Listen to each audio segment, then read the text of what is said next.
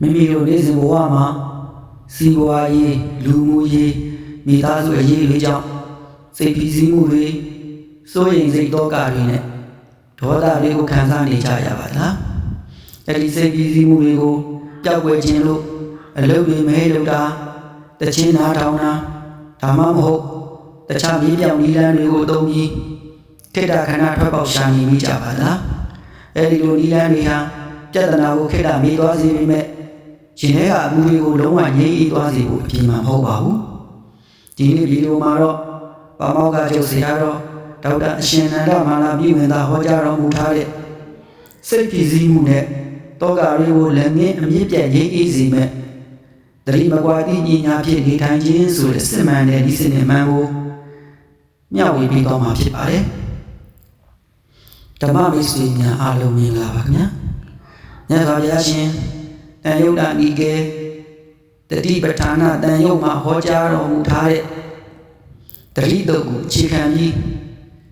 ပါမောက္ခချုပ်ဆရာတော်ဘုရားကြီးကဘဝမှာတောကဒေါမနတာတွေကိုကျော်လွှားနိုင်ဖို့သာသောဘေကဝေဘိက္ခုဝိဟာရိယ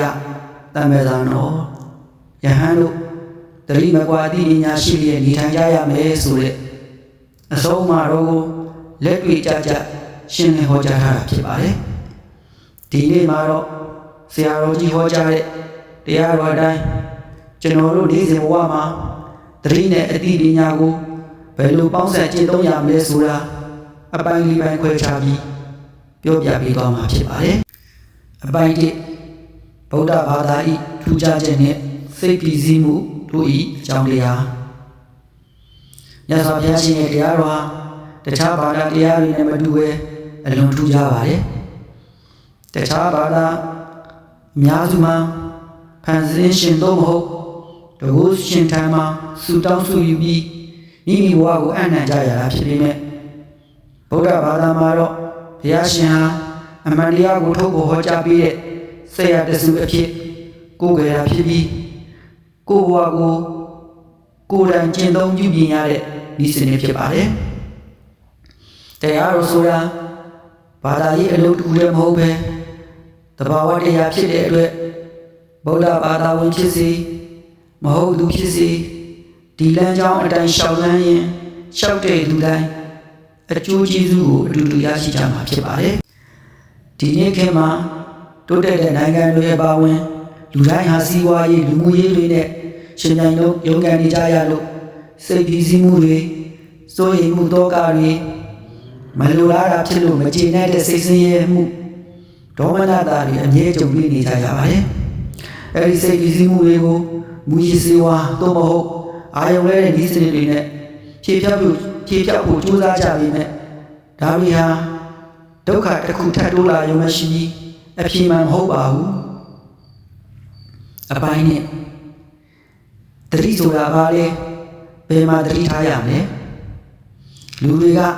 တတိနဲ့နေတယ်အတိနဲ့နေတယ်လို့ပြောရကြပြီမဲ့တာမန်စကားလုံးနဲ့ဘုရားရှင်ဆိုလိုတဲ့တတိဟာအနှစ်သာရချင်းလုံးဝမတူပါဘူးတတိဆိုတာပါဠိစကားဖြစ်ပြီးအာယုံတစ်ခုကိုစိတ်ကအရာယူပေးထားတဲ့သဘောဖြစ်ပါတယ်အတိတ်ကအကြောင်းအရာတွေကိုအမှားရတာကိုတင်ညာလို့ခေါ်ပြီးပြစ္ဆုတ်ပန်တဲ့မိမိပြုလုပ်နေတဲ့အမူအရာပေါ်မှာစိတ်အားစိုက်ထားတာကိုတတိလို့ခေါ်ပါတယ်ဘုရားရှင်ကတတိထားရမယ့်အာယုံလေးမျိုးတတိပဋ္ဌာနာကိုညွှန်ပြထားပါတယ်မိမိဤခန္ဓာကိုအမူအရာပေါ်၌တတိထားခြင်းဒုက္ခဒုက္ခ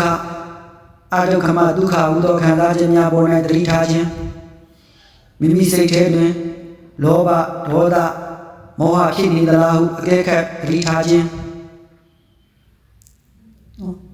ကာမေဇန္နဗျာပါဒထိနာမိတ်ဥဒိစ္စကုက္ကုဇဝိသိကိစ္စဆိုတဲ့နိဝရဏ၅ပါးတို့စိတ်ထဲရှိမရှိစင်ကြင်တတိထားခြင်းဖြစ်ပါတယ်တတိတစ်ခုတည်းလှုပ်ရှားလို့မရပဲပြင်းထန်သောကြိုးပမ်းမှုဝိရိယနဲ့သမာဓိတို့ကအထောက်အကူပေးရပါတယ်အပိုင်း3တတိနဲ့ပညာတွဲဖက်ပုံနဲ့နေ့စဉ်လှုပ်ရှားမှု9မျိုးတွင်အသုံးချနည်းတတိနဲ့ပညာအမြဲတမ်းရှင်သွဲအလုပ်လုပ်ရပါတယ်တ တတိကအာယုံကိုယာယူပေးရုံပဲတာဝန်ရှိပြီးထိုအာယုံဤတဘာဝကိုအမှန်တိုင်းဆင်ခြင်သုံးသပ်သိမြင်တာကပညာဖြစ်ပါတယ်ဥပမာလက်ကစာအုပ်ကိုလမ်းဖွင့်ပေးမှမျက်စိကဖတ်နိုင်တယ်လို့ပဲတတိကအာယုံကိုယူမပေးရင်ပညာကဘာမှမသိနိုင်ပါဘူးမြတ်စွာဘုရားရှင်ကနေ့စဉ်ဘဝမှာတတိမကွာသိပညာဖြင့်နေထိုင်ရမယ်အချက်9ချက်ကိုခွဲပြထားပါတယ်ရှေးရိုးနောက်ဆုတ်လေလျားမှု၌တတိထားခြင်းဥပမာမေတော်တဆချောကြတာတို့လဲတာတို့မဖြစ်အောင်တတိစင်ခြင်းကြည်ခြင်းရှုခြင်း၌တတိထားခြင်းဥပမာကြည်မှုကြောင့်လောဘဒေါသမဖြစ်အောင်အကျိုးရှိတာကိုစင်ကြင်ကြည့်ခြင်းဖြစ်ပါတယ်လက်ချီကွေးခြင်းစံခြင်း၌တတိထားခြင်းဥပမာအမတ်တမဲ့လက်ချီကွေးစံလိုက်လို့သူတို့ဘာကိုထိမိခြင်းအန္တရာယ်ရှိတာတွေထိမိကံမိခြင်းမှာကာကွယ်ခြင်းဖြစ်ပါတယ်အဝိအထေဝိစင်ရ၌တတိထားခြင်းစားခြင်းတောက်ခြင်းဝါခြင်းရက်ခြင်း၌တတိထားခြင်းကြည်ကြီးခြင်းငယ်ဆုံးရ၌တတိထားခြင်းသွားရက်ထိုင်အိတ်နိုးစကားပြောခြင်းနှင့်တိတ်ဆိတ်စွာနေခြင်းများ၌တတိထားခြင်းဖြစ်ပါတယ်မြတ်စွာဘုရားကတိတ်ဆိတ်စွာနေထိုင်ရင်လည်းတတိရှိရမယ်တတိမရှိရင်စိတ်ထဲမှာလောဘဒေါသမာနတွေတောင်းကျမ်းနေနိုင်ပါတယ်ဒေါသဖြစ်လိုက်တာနဲ့ရင်ထဲမှာချက်ချင်းပူလောင်စိတ်ဆင်းရဲစေပြီးညနာမူရပြောင်းသွားတာမပြောတဲ့စကားများပြောမိတာမကောင်းသောဆိုးကျိုးများချက်ချင်းထွက်ပေါ်လာမှာဖြစ်ပါတယ်တတိပညာဖြင့်ထိန်းချုပ်လိုက်ပါကထိုမကောင်းသောအကျိုးဆက်များမပေါ်လာတော့ပဲလက်ငင်းအေးငင်းမှုကိုရရှိစေမှာဖြစ်ပါတယ်အပိုင်းလေးဝိပဿနာဉာဏ်မှသည်စစ်မှန်သောအငြိမ့်တဲ့သို့အခြေခံတတိတမ္ပဇညမှသည်အသိပညာကိုတိုးမြင့်လိုက်ပါကဝိပဿနာကျင့်စဉ်သို့ရောက်ရှိသွားပါတယ်မိမိခံစားချက်ဝေဒနာမှတ်သားမှုသိညာနဲ့စိတ်ဤအတွေ့အကြုံဝိတ္တပေါ်လာခြင်းတည်ရှိနေခြင်းနဲ့ချုပ်ပြောက်ခြင်းတို့ကိုထင်ထင်ရှားရှားသိမြင်လာတာဟာဝိပဿနာဉာဏ်ဖြစ်ပါတယ်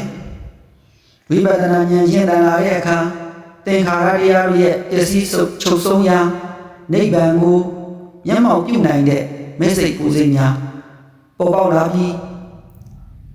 တရားမှရှိတဲ့လောဘဒေါသမောဟအမှုတရားများကို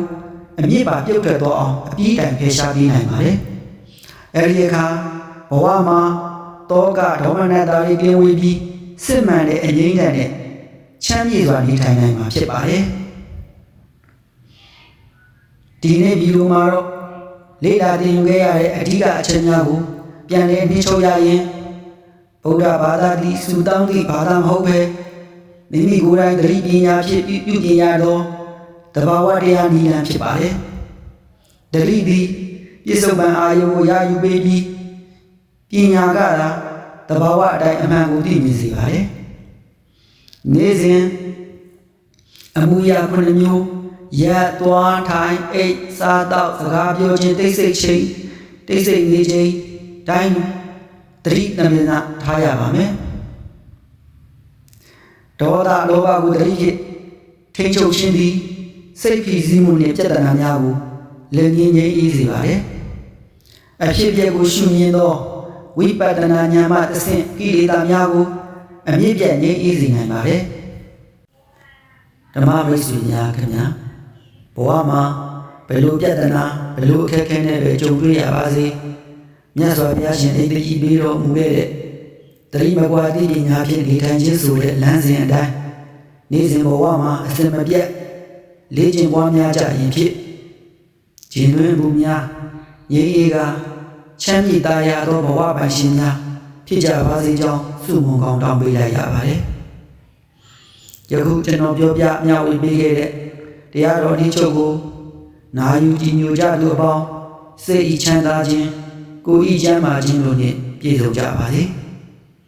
ဒီကနေ့တင်ဆက်ပေးခဲ့တဲ့တတိမကွာတိပညာဖြင့်နေထိုင်ခြင်းဆိုတဲ့တရားဓမ္မအနည်းချုပ်ဗီဒီယိုလေးကိုသဘောကျရဲဆိုရင် like share နဲ့ subscribe ပြုလုပ်ပေးခဲ့ဖို့မမေ့ပါနဲ့ဦးနော်နောက်ထပ်လည်းဘဝအတွက်အသုံးဝင်မဲ့ဓမ္မအသိပညာပေးဗီဒီယိုကောင်းတွေကိုဆက်လက်တင်ဆက်ပေးသွားပါမယ်ကြည့်ရှုပေးခဲ့ကြသူ တူချင်းစီတိုင်းကိုယ်စိတ်နှစ်ပါးအေးချမ်းကြပါစေခင်ဗျာ